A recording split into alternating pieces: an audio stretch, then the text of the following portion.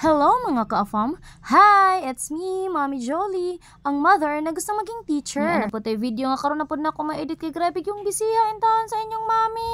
Wala gid in taon ka lugar og edit. So karon paminaw mo or makakita mo kung saan ginitaboy nga ning videohan ni. Another laag na po namo sa akong mga junakis. Bitaw, importante man po nang among ginganha din ha oy. Bitaw, oy dili ra man po na laag nang among ginganha ha oy ni atin magun kog bunyag sa anak sa akong classmate nga si Faljean. Gikuha man ko niya nga maninay. So kami wala pa may naka-outfit nga na para sa bunyag kay nagbiyahe man lagi in town mi. Yes, gamot to ra gyud mi ana. Maong nag-ilis ra mi sa CR sa simbahan. O din ni akong anakon si Ariel Faith. After sa bunyag niadto mi sa balay sa akong classmate ug dito mi naniudto. Nya kay abi ninyo nahibal-an na mo nga duol ra ang ilang balay sa lugarita. Kabalo ba mo nga kanang lugarita perting bugnawag tubig nga na? So it's not my first time nga maligo din ha, pero ganahan ko nga dalon ako akong mga anak din ha. Mao to nagkasinabot mi nila sa akong mga classmate nga mga ligo mi. Sus makita gyud na ko grabe yung lingawas akong mga anak din ha ba. Daghan pug kayong nangaligo. Bisag unsaon ni lubog-lubog din ha kay di jud mo lubog ng tubig. Grabe yung tinawa nya bugno pa gyud kaayo. Tagbaw na gyud kasi mohang 5 pesos. Yes, you heard it right. 5 pesos ra ang entrance fee diha. Medyo sulunon lang gyud nga lugar pero worth it ra man pud ang inyong biyahe kay grabe yung lamia sa tubig. Bugno gyud kaayo tinaw pag gyud nya 5 ra. Sa mga mahiligon din haglangoy-langoy no nya ganahan og mga bugnaw nga tubig nga sama nining sa lugarita pwede ra jud kaayo mo mga ridiri tag 5 ra gyud ang entrance fee. Kung naamoy motor pwede ra jud kaayo. Kung naamoy sakyanan aw mas maayo kaayo. Worth it ra pud inig biyahe ninyo kay makaagi mo mga kakahuyan. Daghan po mga talan-awon dinhi mao malingaw ra pud ka og ang imong pamilya og imong silang dadon diri. Wala ba ako gibayari sa lugarita para i-promote ning ilang lugar ha. Ganahan lang gyud po ko share kung unsay ako nakita dinhi ba og na experience. Para pud ba makasuway pud mo og ang inyong pamilya. Barato ra pwede ra pud mo magbaon. Napoy mga cottages diri nga pwede rentahan nila. Pwede ra pud og dili mo mag-cottage na ra mo kilid-kilid. Makita ninyo bugnaw gyud ing lugar kay daghan kay mga kahoy. Familiar man mo sa man-made forest no? Napod baya diri sa Bilar ang man-made forest. Pero wala ni siya sa man-made forest ha. Layo-layo ni siya. Pero as you can see daghan baya kay tao mga ligo din ha. Pamilya kasagaran. Maghinay lang gyud mo din hiw mga ligo mo kay naman po'y part nga mabaw na po'y dili kayo lawom na po'y lawom kaayo. Naay part nga pangbata na po'y part sa mga pangtiguang una po'y part nga para sa mga tao nga dili ka mo mulangoy. Bitaw ay sa una nakanganhi naman ko kauban ako akong mga iga-agaw nga ligo mi diri. Naman ko'y mga iga-agaw nga taga Bilar pod maong nakanganhi ko. Perti pong lingawan na mo inga ato kay kami camera man po nga ato sa akong mga igagaw. Nya syempre first time baya na akong nakanganhi nga ato sus nagkurog-kurog intaw ko sa katugnaw kay wala ko naanad kay lahi ra baya ang klima sa Bien Unido kay medyo init baya didto kay dagat. Pero kung ako'y papilion no mas ganahan ko mo puyo og bukid kay ngani nindot kay mga talan-awon ba daghang kay kahoy nya bugno pa jud kayong palibot. Lami baya kayo lantaw ning green ang palibot di ba lami jud kayo sa mata do. Pero syempre lahi ra pud baya ang kanindot sa dagat no. Grabe ninyo kung sa pinaka-importante nalipay gud ang mga anak din hido. Grabe jud nilang lipaya nya. Sige gyud sila thank you nako kay nakasuway na kuno sila ligo dinhi. Syempre nalipay pud intaw nang inahan kay nalipay intaw nang iyang mga anak. Dili gyud na kabayran. Mao to nagkasinabot mi nga puhon og makalugar na pud mga ligo na pud miglaing lugar nga makasuway na pud sila. Unsa ra bay kalipay sa inahan kundi ang kalipay ra pud sa mga anak di ba? Pagpamauli gyud namo susag ako mga anak nagsige gyud intaw thank